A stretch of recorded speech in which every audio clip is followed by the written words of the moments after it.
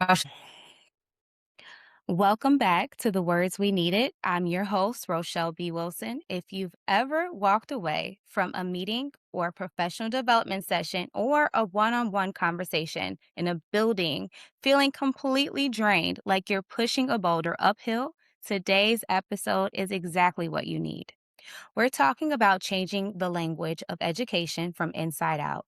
Joining me is Hart Thorson, an incredible learning experience designer and adult education expert who specializes in using motivational interviewing, or MI, to completely transform how we communicate under pressure. Hart, welcome to the show. Thank you so much for having me. I'm excited to be here. Absolutely. The root of frustration, let's talk about it. I want to go straight into your experiences. You have nearly 2 decades of experience in adult education, which means you have seen firsthand how incredibly frustrating school conversations can get when people are misaligned.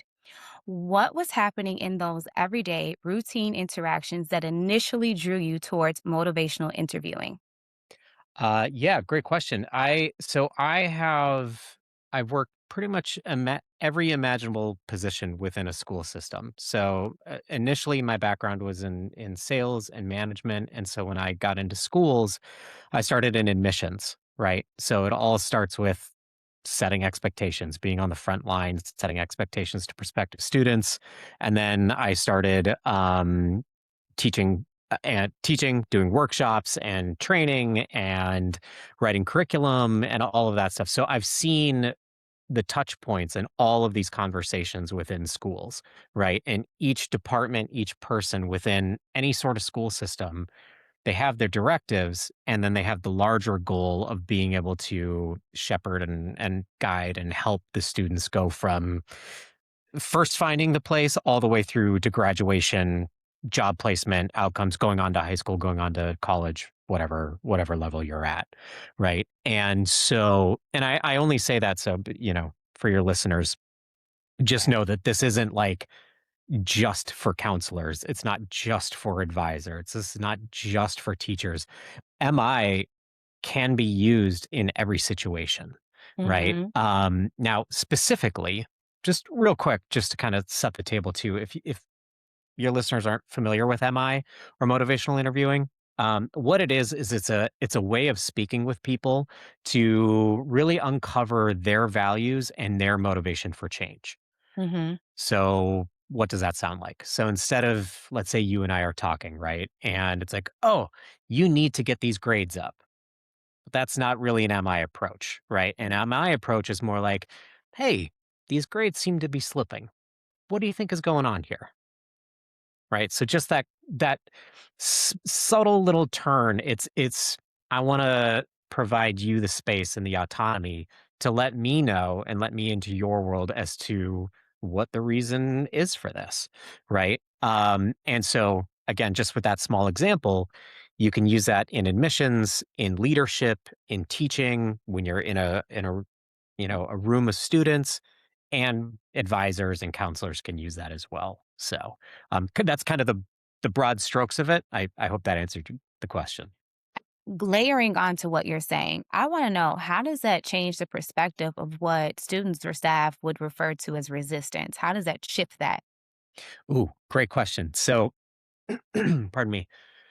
The word resistance is kind of it's a debated word and topic within the MI community, because the word resistance implies that your client, your patient, your student is resisting from the framework you have in place, right? So we try to take the word resistance out because at the end of the day, like if we have, say, a set guideline, there's a different Hmm. way of having that conversation than just saying, oh, they're resistant to change. Well, no, they just may have other things going on that we're unaware of, right? Or they may want to get to the end point in a different way that totally works, but isn't the prescribed way that we want to see, right? So it is important for us to be able to evoke that evoke their reason for change, their values,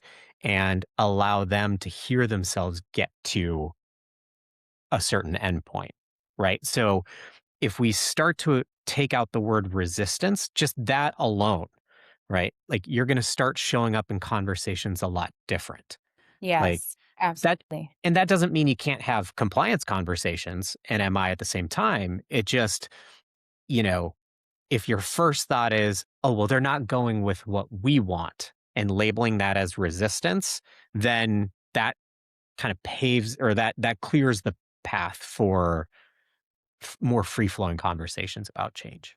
I agree. And that paradigm shift around resistance is so powerful because it forces us to look at our own approach.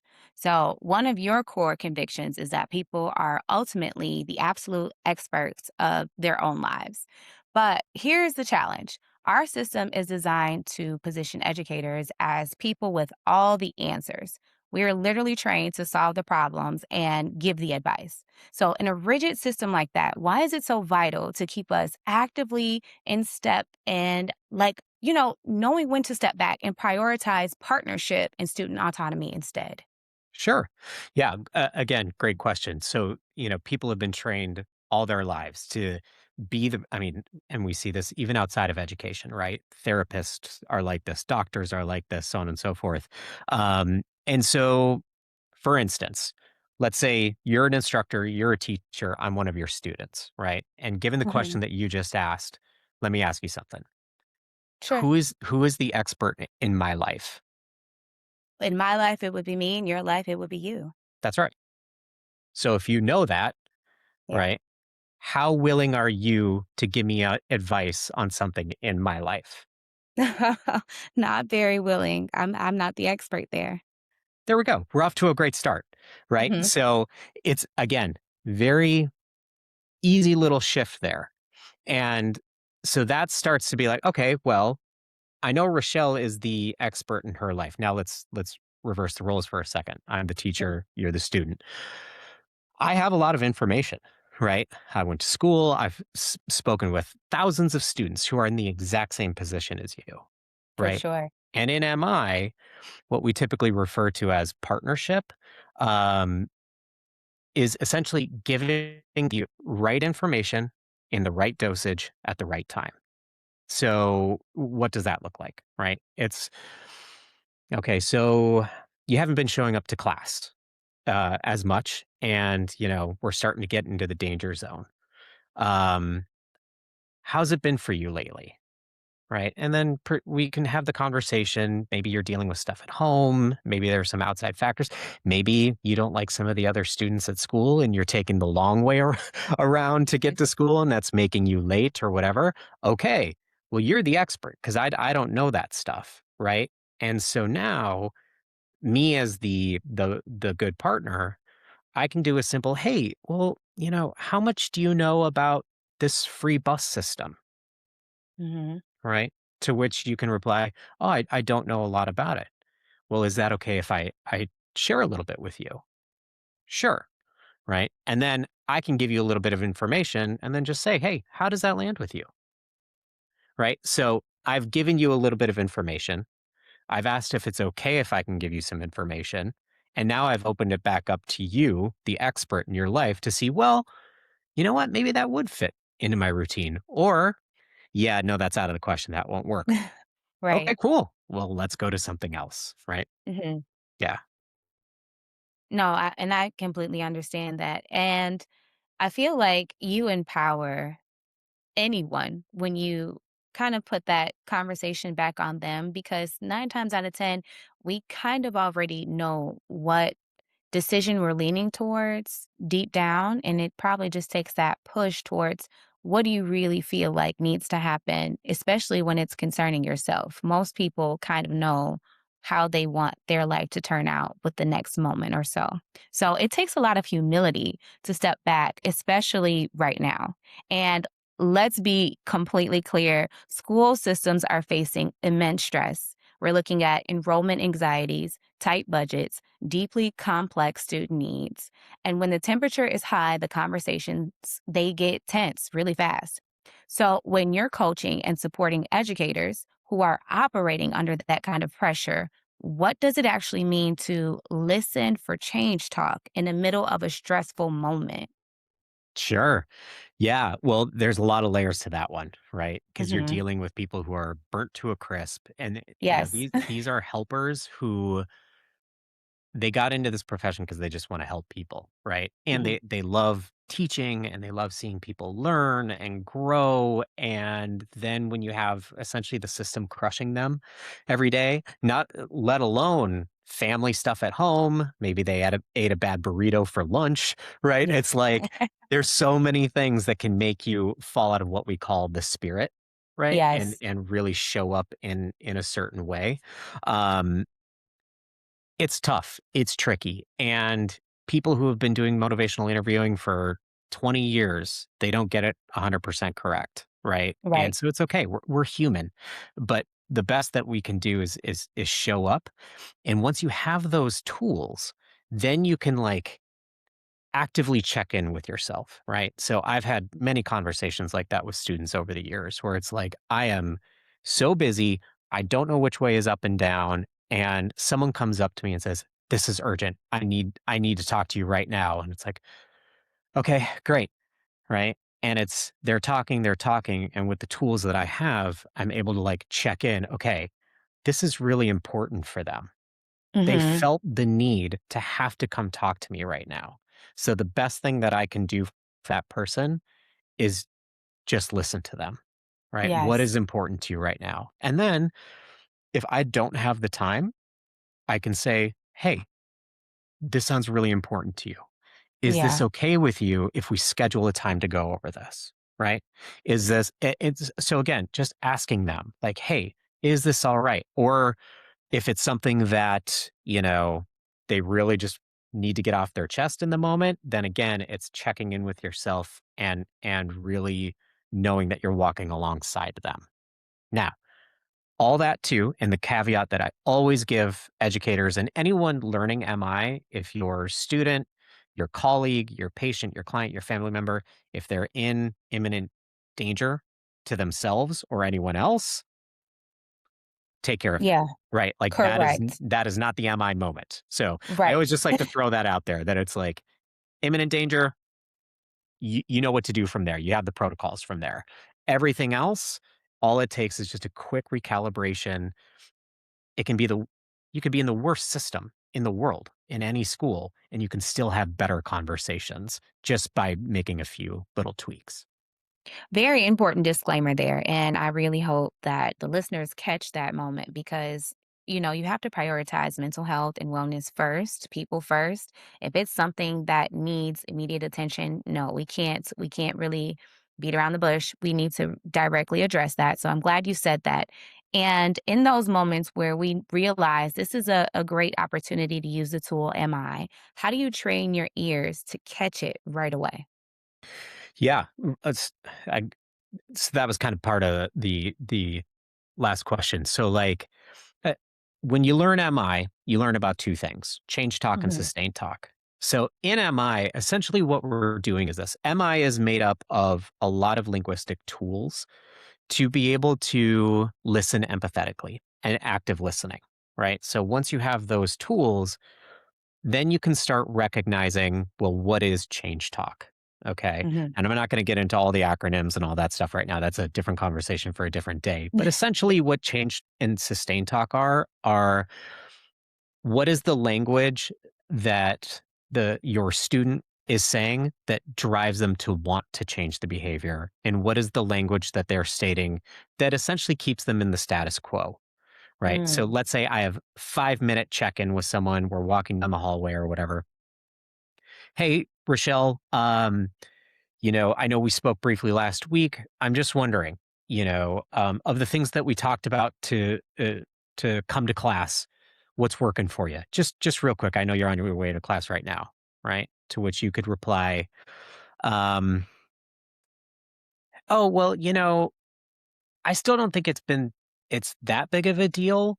Um, although, I mean, I suppose I could test some of the things that we talked about." Right? So Sure. Yeah. in there, we have both sustain talk and change talk. So sustain.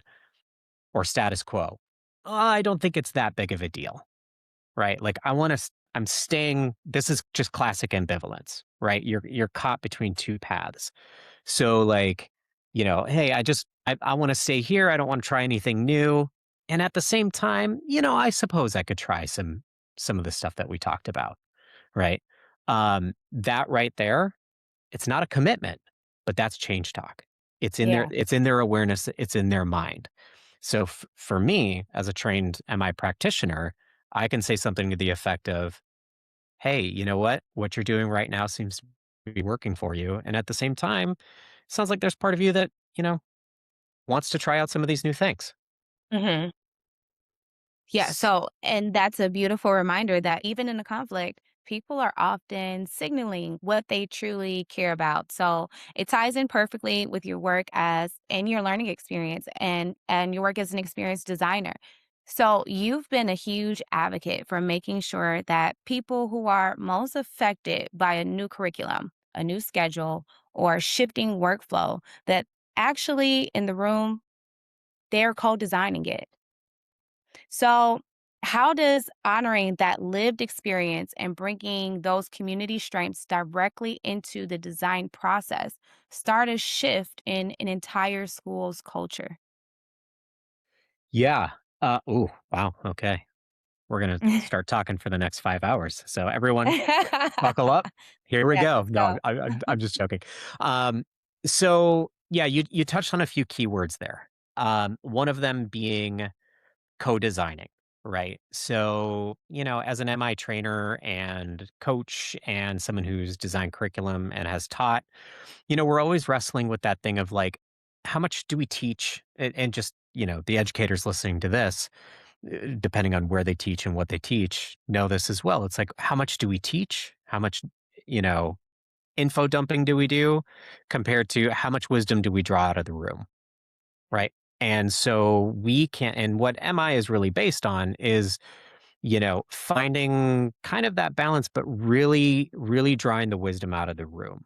Now, that's not going to be 100% in all classes or anything like that. But when it comes to building a brand new system at a school or introducing MI to a school, really what that looks like is, hey, here's some tools. I've got, different ways that we can go about this. What works for you? Right? Because a school in the inner city of New York is going to operate a lot different than a rural school in Missouri, Very right? much. Yes. So it really starts with, well, what works for you guys? What are your systems? What are the most common conversations that you're having? Some districts are dealing with drug and alcohol use. Others are dealing with AI and phone use, right? I mean, kind of everyone is. But like, Yeah. you know what I'm saying? It's like there's different things for different people. So it's as opposed to coming in and being like, okay, you all This is have to what you're learn gonna this new do. Yeah. language, yada yada yada. It's like, well, Yes. no, no, no. What works for you? What's happening? What are the challenges? What's working too? Like what's working really well? What's an example of some conversations that have been going really well? Right? Let's I try to love that. model after that, and then we go from there. I love that. It gives them an opportunity to celebrate their wins as well. Highlight the things that are going well before you get into what the issues are and reiterating what you said before when you say that people are the experts of their own lives.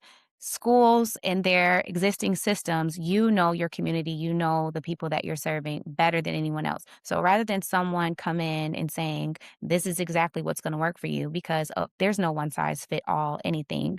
So it needs to happen that way. And it completely changes the buy in when people feel seen and heard from day one. So, Hart, we discussed a lot of exhausted educators. You said burnt to a crisp. And I feel like that's the best way to put it. Leaders and advocates listening who feel like they're constantly hitting a wall of frustration when they try to champion meaningful change if they want to start shifting that dynamic tomorrow morning, like first thing Friday morning, what is one simple MI or micro skill mindset, something that they can shift today and they can try out immediately? Yeah. Yeah, good question. There are a lot of different things that people can do. I'll give you kind of two. One kind of intangible one and one tangible one. So, number one, show up in what we call the MI spirit. So if you're a teacher, show up in the spirit with your student. If you're a leader, show up with your staff and faculty. If you're in admissions, show up with each other, right? If you're a parent, show up with your child or your spouse. Essentially what it is like what we were talking about before. Just walk into a conversation and remind yourself that you are speaking with an expert, right? So they are an expert in their world. So if you do that, if you can stick with that, a lot of the actual tangible tools of MI will just kind of naturally come out. And then as far as like one simple little thing, this is something that we all kind of inherently do. And then when people learn about what it is, they get weirded out because they're like, oh, that would never work. But Rochelle, you've been doing a great job of this throughout this conversation. And what those are reflections. Yes. Okay. So the spirit along with a reflection. And you don't have to make it crazy. Just when you're in a conversation, just reflect the high point of what someone just said. Show them that you are invested in what they're saying, right? So if you talk to a student tomorrow and you show up in the spirit, could look something like this. Hey, so-and-so, how's the morning going so far? Oh, hey, yeah, it's been kind of a rough morning. My dog was barking this morning and I was late for school and I'm just trying to play catch up. To which you can just respond, sounds like it's been a really hectic morning. Mm-hmm. That's it. Simple, right? That's it. And you do just a few reflections, get them to open up and talk. That will make their day because it's rare that it's a rare thing that people get to experience that from others. So those are the two things, the MI spirit and simple reflections. Start with those and you're going to be off to a good start. Imagine what the world would look like if everyone used these communications tools to make sure we were intentional about active listening, because that's the main thing I hear from this conversation, like really actively listening to what someone is saying, what they're feeling, what they're thinking, and creating that space for them to be vulnerable and share their deepest thoughts and what things they're feeling. And I can see how this creates a huge impact, especially with youth who may not feel like anyone is listening to them at all. So I can see how this could shift and turn some things around and really be transformational, not just with youth. Of course, I can see this being very transformational with teachers who feel unheard often. Just anyone, relationships, all relationships could benefit from this. So a single tool that can open up a completely different path. Hart, I want to thank you so much for sharing your insight, your heart, and these vital strategies with us today. This conversation is exactly what a lot of us needed to hear. So, Hart, is there any more information you want to share with our listeners about how they can learn more about MI or how they can connect with you? Sure. Yeah. Well, first and foremost, if you want to connect with me, you can connect with me on LinkedIn. It's just linkedin.com/Hart Thorson, HartThorson. I own the Evoking Change Institute, so you can just go to evokingchangeinstitute.com. There's a lot of free resources on there. So the blog page, I have a lot of educator-specific posts and how to use MI in different settings. So if some of these terms I was using today just kind of flew over your head, that's a great place to just learn the terminology.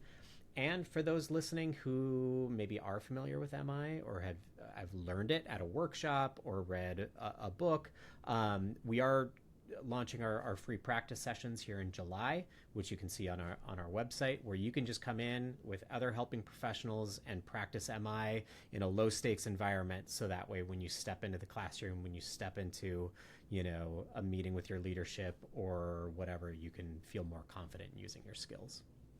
I love it, and that's perfect. I'm glad you have so many opportunities for people to access this information, and it's readily available. Thank you so much for just putting this information out there, offering a way for people to learn more, improve their skills, not just in one aspect. So this is in all aspects, in all areas of life. This is amazing.